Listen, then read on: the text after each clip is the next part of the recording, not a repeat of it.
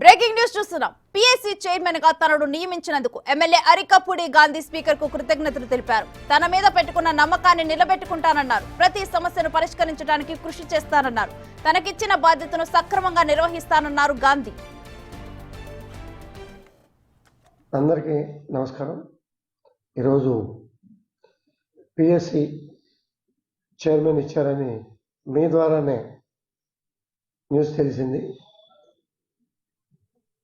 సహజంగా చైర్మన్ ఇచ్చారంటే సంతోషంగానే ఉంటుంది. ఇంకా బాధ్యత పెంచిన వాళ్ళు అవుతారు. ఈ చైర్మన్కి సహకరించి సపోర్ట్ చేసి మరి చైర్మన్ పదవిని డిక్లేర్ చేయడానికి సహకరించిన స్పీకర్ గారికి,